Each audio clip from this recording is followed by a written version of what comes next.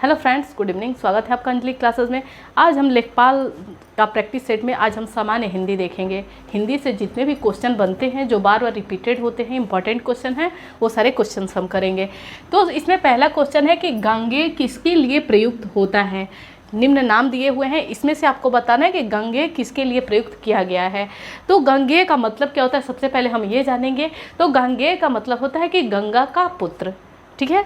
तो इसमें गंगा का पुत्र किसको कहा गया है, ठीक है। तो सबसे पहले आप लॉजिकली देखेंगे कि इसमें जैसे कि भागीरथी का नाम आता है, तो बहुत सारे बच्चों का होगा कि भागीरथी। तो भागीरथी ने तपस्या करके गंगा को ऐसा माना जाता है कि गंगा को धरती पे उतारा था स्वर्ग से। तो ये गंगा के पुत्र नहीं कहे जाते हैं, ये गंगा को उतारे थे। ऐसा माना जाता है कि गंगा को ये उतारे थे स्वर्ग से धरती पे। तो ये ऑप्शन नहीं है। अब हम देखते हैं सेकेंड ऑप्शन की शिव। तो ऐसा माना जाता है हमारे हिंदू धर्म में कि शिव की जटाओं से गंगा निकलती हैं। तो ये भी गंगे नहीं कहे जाते हैं, गंगा के पुत्र नहीं कहे जाते हैं। अब ऑप्शन ये है बी ऑप्शन इसमें है कि परीक्षित। तो परीक्षित जो थे बहुत ही दानी थे। इनका गंगा के संबंध में इनका कोई भी इस तरीके का वर्णन नहीं मिलता है। अब आता है डी ऑप्शन है भीष्म का। तो भीष्म जो है कि गंगा के पुत्र कहे जाते हैं। इनके पिता का नाम शांतनु था और माता जो है कि गंगा इनकी माता है। तो ये गंगा के पुत्र के नाम से जाने जाते हैं ये। तो इसलिए इसमें ऑप्शन कौन सा सही होगा, ऑप्शन डी सही होगा। गंगे किसको कहा जाता है, भीष्म को कहा जाता है। ये क्वेश्चन बहुत बार एग्जाम में पूछा गया है, चाहे किसी भी तरीके के एग्जाम में। देखिए हिंदी का जो भी आप प्रैक्टिस सेट करेंगे वो ऐसा नहीं कि बस लेखपाल के लिए होगा, वो हर एक का आपके कॉम्पिटेटिव एग्जाम्स के लिए बहुत ही ज़्यादा इंपॉर्टेंट होगा। वो कहीं ना कहीं आपका चाहे पेट का एग्ज़ाम हो, टेट का हो, सुपर टेट का हो, ये हर में सामान्य हिंदी सब में जो है कि इसमें कोई कैटेगरी नहीं बनी हुई है। अगर आपको संधि से क्वेश्चन आने हैं, अगर आपको जो है कि इस तरीके के टॉपिक्स आने हैं, तो सबका लगभग एक ही होगा, आपने देखा होगा। तो ये सबके लिए इंपॉर्टेंट है। ये नेक्स्ट क्वेश्चन देखते हैं। इसमें दिया है कि निम्न में से कौन शत्रु का समानार्थी शब्द है। इसमें से वर्ड्स दिए हुए हैं, जैसे आरती कई तरीके से लिखा हुआ है, आराती लिखा है, आर्त लिखा है। तो इसमें जानने के लिए कि शत्रु का समानार्थी शब्द कौन सा है, मतलब कि कहने का मतलब है कि आपको पर्यायवाची का बहुत ही अच्छा जो है कि एक आपको अध्ययन होना चाहिए, आपको जानकारी होनी चाहिए पर्यायवाची की किसको क्या कहा जाता है। तो इसमें देखिए कि और इसको अगर आपको बहुत सारे, ऐसा नहीं है कि हर एक चीज़ का हम पर्यायवाची जानते ही हैं बहुत ही डीपली। तो हम कई बार लॉजिकली करते हैं, सबका मीनिंग निकाल के करते हैं, तो वो ज़्यादा बेनिफिट होता है जब हम मीनिंग निकालना जानते हैं किसी भी चीज़ का। इसमें हिंदी का अच्छा हमको पकड़ होता है। तो देखिए यहाँ पे आरती लिखा है, यहाँ पे भी आरती लिखा है। तो इन दोनों आरती के लिखने का मतलब क्या है। तो देखिए यहाँ पे जो आरती लिखा हुआ है ये अक्सर जो है कि हम देखते हैं, तो ये किसके लिए प्रयुक्त होता है, जो भगवान के स्मरण में जो है कि हम जो संध्या आरती करते हैं वो इससे पूजा पाठ से रिलेटेड ये आरती है। इस आरती का मतलब क्या होता है, जैसे कि कहा जाता है कि आरती के लिए जो है कि एक श्लोक पढ़ा जाता है कि आरती हरहूँ दीन जन जानी। आरती हरना माने कि हम लोग भगवान से क्या कहते हैं हरने के लिए, दुख हरने के लिए कहते हैं कि आरती हरहूँ, मतलब हे प्रभु हमारे दुख को, कष्टों को हरिए। दीन जनजानी, हमें दीन समझ करके, हमें अपना बालक समझ करके, हमें जो है कि दीनहीन समझ करके हमारे कष्टों को हरिए। तो ये आरती वहाँ पे आप देखेंगे कि इस वर्ड का यूज होता है। तो आरती का मतलब क्या होता है, दुख कष्ट होता है। तो ये शत्रु का मतलब नहीं हुआ, ये आरती जो है कि भगवान के लिए की जाती है। अब यहाँ पे आर्त, तो आर्त और आरती दोनों एक ही शब्द है, इसका भी मतलब दुख कष्ट ही होता है। अब यहाँ पे आता है आराती। तो यहाँ पे आराती का मतलब होता है शत्रु, यानी कि जो है कि क्या हो, शत्रु का और क्या हो सकता है, रिपु हो सकता है, ठीक है। जैसे कि रिपु दमन यानी कि शत्रु का नाश करने वाला। तो रिपु मतलब शत्रु होता है, विपक्ष हो सकता है, शत्रु के बहुत सारे पर्यायवाची होते हैं, तो उसमें एक आराती भी है। तो यहाँ पे ऑप्शन कौन सा सही होगा, आराती सही होगा।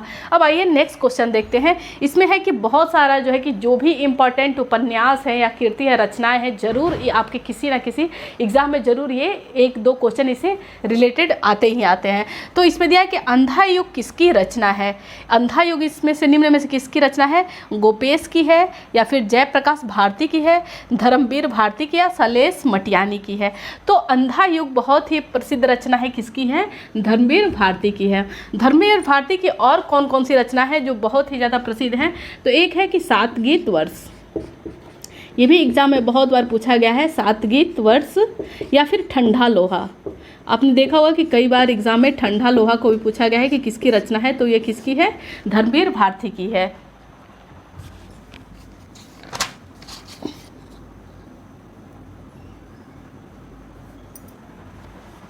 और यहाँ पे इसी को लेकर के मैं एक और चीज़ बता दूं कि इनका धर्मवीर भारती का जो है कि प्रसिद्ध उपन्यास गुनाहों का देवता, बहुत बार आपके एग्जाम में पूछा गया कि गुनाहों के देवता उपन्यास के रचनाकार कौन है, इसकी कृति किसने लिखी है, तो ये धर्मवीर भारती का ही लिखा हुआ है गुनाहों का देवता। तो ये भी क्वेश्चन आप याद रखेंगे। अब आइए नेक्स्ट क्वेश्चन देखते हैं कि भारत भारती किसकी रचना है। भारत भारती किसकी रचना है, तो धर्मवीर भारती, जयशंकर प्रसाद, गोपाल शरण सिंह नेपाली या फिर मैथिली शरण गुप्त का। तो ये लिखा हुआ है मैथिली शरण गुप्त जी का लिखा हुआ है भारत भारती। ठीक है, धर्मवीर भारती की प्रमुख रचना है गुनाहों का देवता उपन्यास है वो। तो ये बहुत ही ज़्यादा क्वेश्चन इंपॉर्टेंट है। आइए अब नेक्स्ट क्वेश्चन देखते हैं जो कि आपके परीक्षा को लेकर के बहुत ज़्यादा इंपॉर्टेंट है। आइए क्वेश्चंस देखते हैं इसमें आगे। चिड़िया आकाश में उड़ रही है, इस वाक्य में उड़ रही किस प्रकार की क्रिया है। इसमें क्रिया पूछा जा रहा है। तो सबसे पहले तो आप इन दो ऑप्शनों को हटाएंगे, समापिका और असमापिका, इन दोनों ऑप्शंस को आप हटाएंगे। आपको देखना किसमें है, क्रिया के दो होते हैं भेद, सकर्मक और अकर्मक, यानी कि ट्रांजिटिव इंट्रांजिटिव में आपको छांटना है कि इन दोनों में कौन सा एक होगा। ठीक है, तो सबसे पहले ये जानते हैं कि किसको सकर्मक बोलते हैं, किसको अकर्मक बोलते हैं। तो जब क्रिया का प्रभाव डायरेक्ट कर्ता पे पड़ता है, कर्ता कौन सा है, कर्ता इसमें कौन है, चिड़िया है, क्योंकि वो कार्य कर्ता किसको बोलते हैं, जो किसी भी कार्य को आगे बढ़ा रहा है, करने का काम कर रहा है, वही जो मेन इसमें सब्जेक्ट है। तो क्या है, चिड़िया है। ये क्या कार्य कर रही है, उड़ने का कार्य कर रही है। कहाँ, तो आकाश में। तो आकाश इसमें क्या हो गया, क्रिया क्या कहलाएगी, इसमें उड़ रही कहलाएगी। कर्म क्या है, आकाश है, और कर्ता कौन है, चिड़िया है। इतने से मिलकर के ये वाक्य पूर्ण हुआ है। तो यहाँ पे जब जो है कि क्रिया का प्रभाव अगर जो है कि इस पे कर्म पे पड़ेगा तो ये सकर्मक कहलाएगी।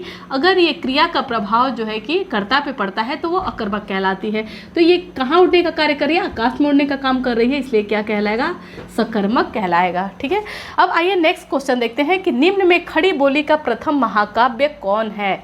इनमें देखना है कि खड़ी बोली का सर्वप्रथम, ये बहुत बार पूछा गया है कि खड़ी बोली का शुरुआत कहाँ से हुआ, सबसे पहले किस महाकाव्य से हुआ। तो इसमें जो है कि वैदेही वनवास दिया है, साकेत दिया है, द्वापर दिया हुआ है, प्रिय प्रवास दिया हुआ है। तो शुरुआत हुआ था किससे, प्रिय प्रवास से हुआ था। और इसके जो है कि रचनाकार कौन है, अयोध्या सिंह उपाध्याय हरिऔध। कौन है,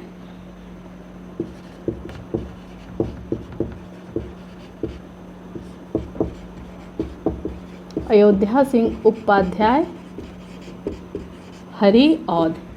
इनका उपनाम क्या दिया जाता है हर जगह, हरिऔध। तो ये प्रथम महाकाव्य थी जिसकी खड़ी बोली में रचना हुई है।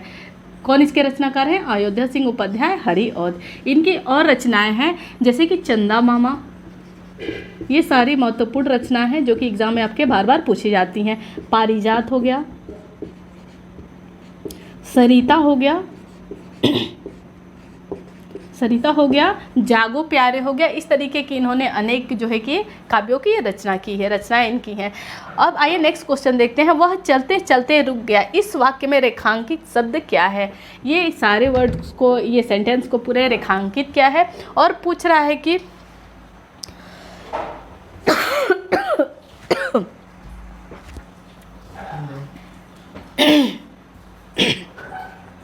वह चलते चलते रुक गया, इस वाक्य में रेखांकित शब्द क्या है। इस शब्द को पहचानना है कि क्या है, अव्यय है, सर्वनाम है, क्रिया है या क्रिया विशेषण है।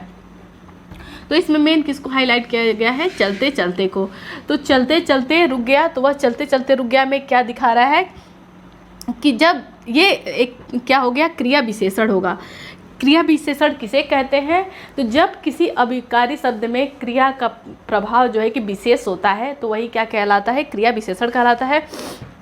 इसमें कोई और काम नहीं दिखा रहा है, बस दिखा रहा है कि वो चल तो रहा है लेकिन चलते चलते रुक गया, यानी कि क्रिया की विशेषता बता रहा है। आइए अब नेक्स्ट क्वेश्चन देखते हैं। वह चलते चलते रुक गया, इस वाक्य में जो है कि रेखांकित किए गए हैं शब्द, तो पूछ रहा है कि ये क्या है, अव्यय है, सर्वनाम है, क्रिया है या क्रिया विशेषण है। तो आप देख रहे हैं कि इसमें कहा जा रहा है कि चलते चलते रुक गया, यहाँ यानी कि इसमें क्रिया की विशेषता बताई जा रही है। चल तो रहा है लेकिन चलते चलते क्या हो गया, रुक गया। तो ये क्या होगा, क्रिया विशेषण होगा। वह चलते चलते रुक गया वाक्य में रेखांकित जो शब्द है इसमें क्या होगा, ये क्रिया विशेषण होगा। आइए हम नेक्स्ट क्वेश्चन देखते हैं। सूर्योदय में कौन पक्षी प्रसन्न होता है? ये हमारे जो है कि हिंदी का बहुत ही महत्वपूर्ण ये प्रश्न है कि सूर्योदय में कौन सा पक्षी प्रसन्न होता है। जब भी सूर्योदय होता है तो निम्न में से कौन सा पक्षी है जो सबसे ज़्यादा प्रसन्न होता है? तो आप देख रहे हैं यहाँ पे चक्रवाक दिया हुआ है, चकोर दिया हुआ है, कटक दिया हुआ है और चातक दिया हुआ है। तो चकोर तो बिल्कुल नहीं होगा, क्योंकि आपको पता है कि चकोर ऐसा पक्षी है जो चंद्रमा को देख के बहुत ही खुश होता है और रात भर लगातार टकटकी लगा के चांद को देखता है। तो ये जब सुबह होता है तो जाहिर सी बात है कि ये इसका ऑप्शन में बिल्कुल नहीं होगा। अब हम देखते हैं चक्रवाक की बात करते हैं। चक्रवाक को और एक नाम से जाना जाता है चकवा। तो इसके बारे में कहा जाता है कि प्रकृति के नियमानुसार ये जो है चकवा चकवी होते हैं, ये रात्रि के समय नर और मादा अलग हो जाते हैं। ऐसा प्रकृति का ऐसा नियम बना हुआ है कि रात में ये नर और मादा अलग हो जाते हैं। तो ये रात भर जो है कि प्रतीक्षा करते हैं सुबह होने की, ताकि वो फिर से मिल पाए। तो सबसे ज़्यादा प्रसन्न सुबह होने पर कौन खुश होता है? चक्रवाक होता है। और इसकी एक और विशेषता है कि ये साल भर जो है कि पानी नहीं पीता है। ये कब पानी पीता है? जब स्वाति नक्षत्र में जो बूंद पड़ती है उसी नक्षत्र की बूंद को, ये स्वाति नक्षत्र की ही बूंद को पीता है। उसके बाद ये साल भर जो है कि पानी नहीं पीता है, बिना पानी के रहता है ये पक्षी। पूरे एक साल में स्वाति नक्षत्र जब आता है उसमें जो बूंद पड़ती है उसी को ये धारण करता है। इसकी ये विशेषता है। आइए अब नेक्स्ट क्वेश्चन देखते हैं। इसमें है कि द्रवहु सुदशरथ अजीर बिहारी में रेखांकित शब्द का अर्थ है। इसमें से अजीर रेखांकित देख रहे हैं कि आप क्या हुआ है, तो इसमें से इस अजीर का मतलब क्या होगा?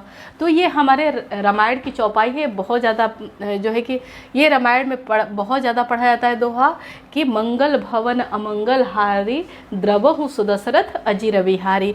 तो इसमें कहने का क्या मतलब होता है? जब किसी भी चीज़ का मतलब आप समझेंगे तो अपने आप इन चीज़ों को बहुत ज़्यादा, क्योंकि आज यहाँ से टॉपिक उठाया है रामायण की, कोई और दोहा या चौपाई उठा ले तो चीज़ों को समझना जरूरी है। और ये सब ऐसा नहीं है कि क्वेश्चन मैं ऐसे मतलब आपको बता रही हूँ, ये क्वेश्चन बहुत ज़्यादा रिपीटेड है अलग अलग एग्जामों में, बहुत ही ज़्यादा इंपॉर्टेंट है।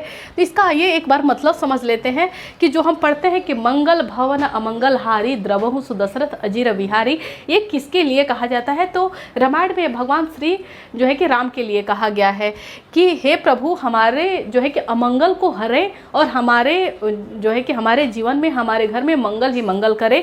ठीक उसी तरीके से जिस प्रकार से महाराज दशरथ के अजीर मतलब क्या होता है? आंगन में। बिहारी का मतलब क्या होता है? बिहार मतलब क्रीड़ा करना, खेलना। जिस तरीके से राजा दशरथ के आंगन में आप क्रीड़ा करके उनके सारे दुखों को हर लिए हैं। क्योंकि आप जानते हैं कि ऐसी मान्यता है हमारे रामायण में कि राजा दशरथ जी का बहुत ही ज़्यादा उम्र हो गया, उनके पुत्र नहीं होते थे और एक ही बार 4 पुत्र हुए। उन्होंने यज्ञ किया, उसके फलस्वरूप उन्हें ऐसा मतलब फल प्रदान हुआ कि उनके 4 पुत्र पैदा हुए, जिनमें कि राम लक्ष्मण भरत शत्रुघ्न हुए।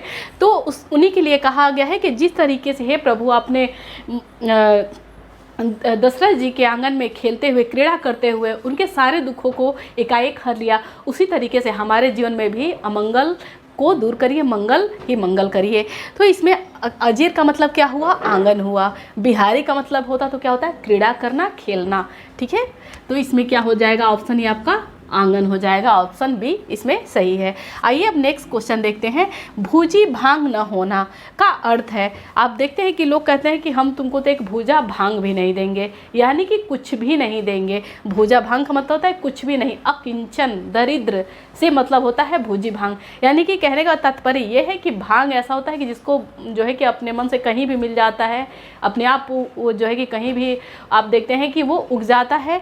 तो वही कहा जा रहा है कि सबसे जो है कि ऐसी चीज़ जो हर जगह मतलब आसानी से लोगों को मिल सकती है, वो भी किसी के पास ना होना, यानी कि ये कहीं ना कहीं दरिद्रता का सूचक है।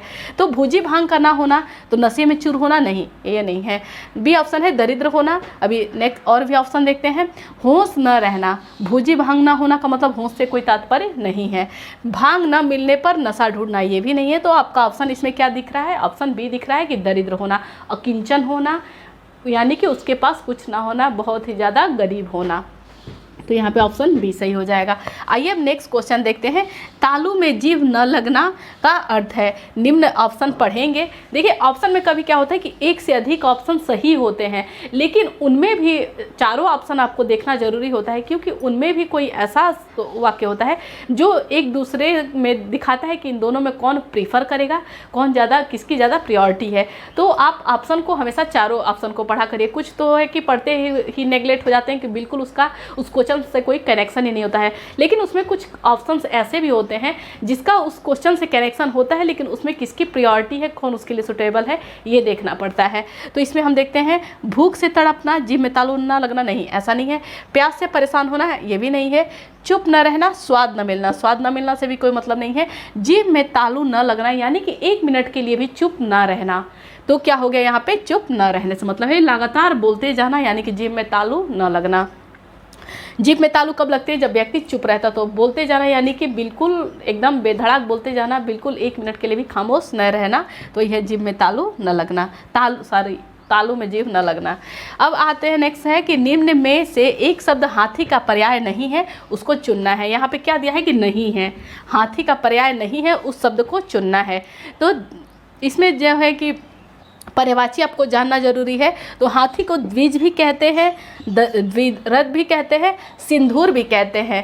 इसमें कहते क्या नहीं है, तो तरड़ी। तरड़ी किसको कहते हैं, नौका को कहते हैं, नाव को कहते हैं, नाव को कहते हैं। जैसे कि वो हम कहते हैं कि तरड़ी पार करना, बैतरड़ी करना, तो कौन करता है, नाव। यानी कि हम ऐसा कहते हैं कि बैतरड़ी पार करना, यानी कि हे प्रभु आप हमारे जीवन में नाव बन करके हमारे जीवन का पार लगाइए। तो तरड़ी का मतलब क्या होता है, नाव होता है, ठीक है, नया। तो ये क्या हो गया, इसमें तरड़ी का मतलब हाथी से नहीं है, इसमें नाव से है, तो नहीं दिया हुआ है, तो इसमें कौन सा जाएगा, तरड़ी। इस तरीके से आपने देखा कि जो भी इम्पॉर्टेंट क्वेश्चन हिंदी से बने हुए वो हम आपको बता रहे हैं लगातार। अब हर एक सब्जेक्ट पे आपकी जो है कि प्रैक्टिस सेट चलती रहेंगी। और इसकी एक विशेषता ये है सामान्य हिंदी की, आप किसी भी एग्ज़ाम के लिए ये क्वेश्चंस लगातार पूछे जाते हैं, तो आप इसको अपने प्रैक्टिस में रख सकते हैं हमेशा। अगर वीडियो आपको पसंद आती है तो प्लीज़ लाइक करें, सब्सक्राइब करें और ज़्यादा से ज़्यादा शेयर करें। Thank you for watching this video.